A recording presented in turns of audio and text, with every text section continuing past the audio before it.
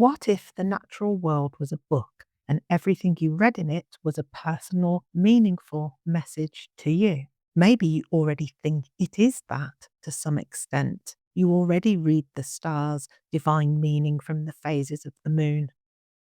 Maybe when you see a lone magpie, you salute it and say some variation of, "Where's your mate, magpie?"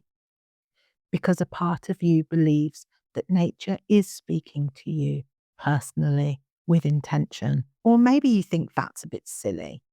Maybe to you, nature is more like a backdrop to the world, a sort of essential reality. Maybe you love it and enjoy it, but you don't really experience yourself as a part of it.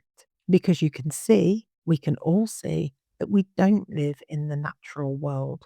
We are different from the animals and we live lives that are far removed from nature. Intellectually, we understand that we're animals, we're primates, we evolved this way as part of a natural process, we're ruled by natural forces, and nature is the source of literally everything that makes our lives possible.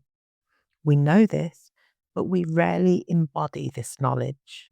And many people, especially many clever, creative people, live mostly in their heads. And that's okay. In fact, that's a good way to get through life because we have highly symbolic minds and we live in a highly symbolic world. Reading, writing, thinking, gaming, talking, accumulating objects, making money. We've even made the body a symbol of wealth, of power, even of moral rectitude. We're caught up in the belief that the mental symbolic realm is the highest realm of existence, the closest to God, the furthest away from the other animals. And so we find ourselves, or rather perhaps we lose ourselves, in a world of recursive symbolism where symbols stand for other symbols, where symbols stand for metaphors, where the explanation for a symbol is yet another symbol, and so on it goes.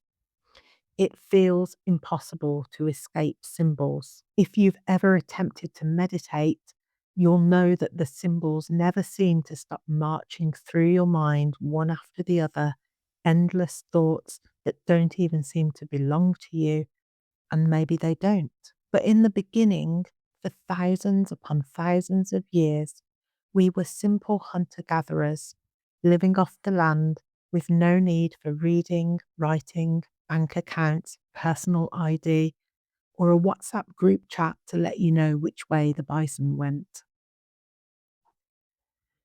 So, what happened? What went wrong?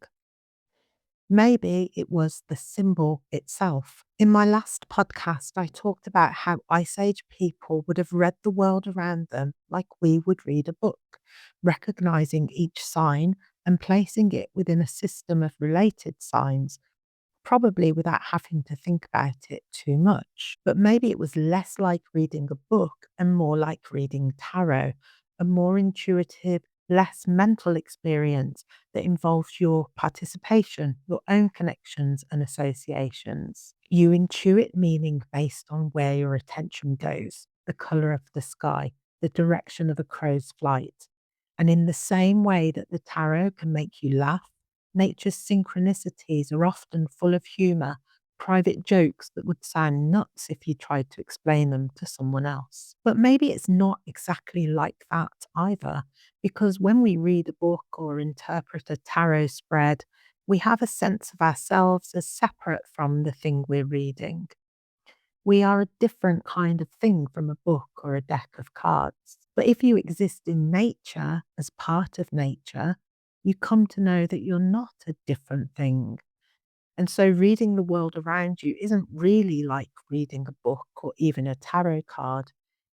It's more like an instinctive, intuitive flow of being. We know the condition of flow because we experience it in moments of high mastery, in times of pure focus, and in altered states of consciousness. Things flow when we lose ourselves in the timeless unity of creation. Things flow in dreams and sometimes in love. If you've experienced flow in your creative work, you'll likely recognize what I'm about to say next, which is that when you're in that state, you are both completely present and not there at all. You create effortlessly and you create nothing. You understand that you are the medium through which an idea or an image is expressing itself. You are not the creator, but the hands of the creator. How many times have you been woken in the middle of the night by an idea, a sentence, a symbol, something abstract, coded, and telepathic? And you have to wake up and find a way to bring this symbolic entity out of the cave of dreaming and give it a physical form. Now imagine that Ice Age symbols may also have been abstract, coded, and telepathic. Maybe our artist ancestors were also woken in the middle of the night by an image, not knowing where it came from or what it meant, but knowing it had power, knowing it needed to be brought into the physical realm. Somehow, you see, the symbol brings itself into the world. And once it's here, it multiplies. It shows itself to be useful, powerful, and dangerous. 40,000 years ago, a symbol probably felt like a rare and sacred thing.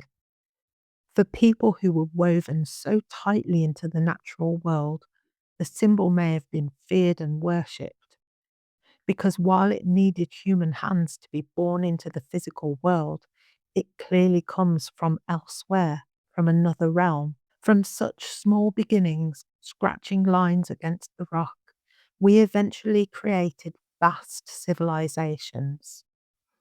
We carried out the wishes of the gods, building impossible pyramids, megalithic cathedrals, and giant metal birds. And in the process, we became trapped inside the symbolic world. But let's go back to the beginning again, because we know our minds are not different from our Ice Age ancestors' minds. We know that they also had symbolic minds. They made art, and the psychic process of making art would likely still be recognizable to us now. But they also still had their deep, intertwined relationship with nature, and they had only 32 symbols for 30,000 years. Because maybe they didn't need them. Because maybe they believed the whole of nature was already communicating with them directly and personally. And what if it actually was? And what if it still is? What if it's true that all of nature, all of this is information? If you think about that word information, it makes a kind of sense. Information, information, to give form, to shape. Everything we experience, it's all information. Last year, I went on a retreat where I spent 5 days trying to answer the question, who am I? And what I found was a direct experience of myself as nature.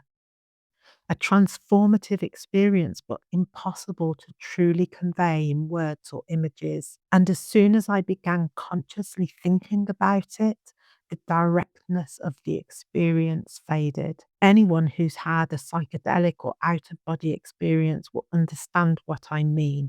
It cannot be brought into permanent form by humans. You can talk about it, you can build a giant pyramid about it if you want, but the experience itself remains direct, unmediated, and formless. You have to be there. When we ask, who am I? Or what is a symbol anyway?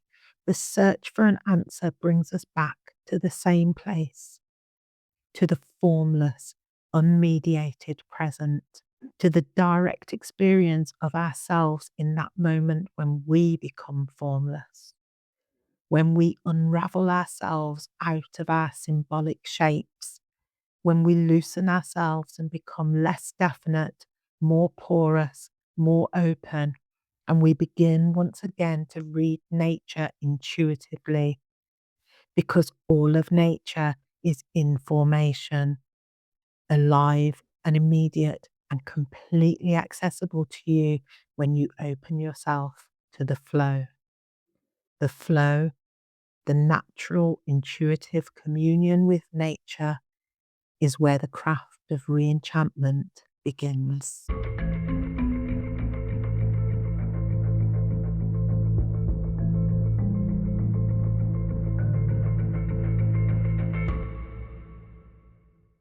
You've been listening to Wake of the Ancestors.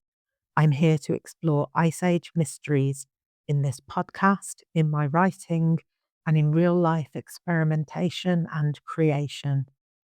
Thank you very much for listening, and stay tuned to this channel for more deep thoughts from the beginnings of human experience.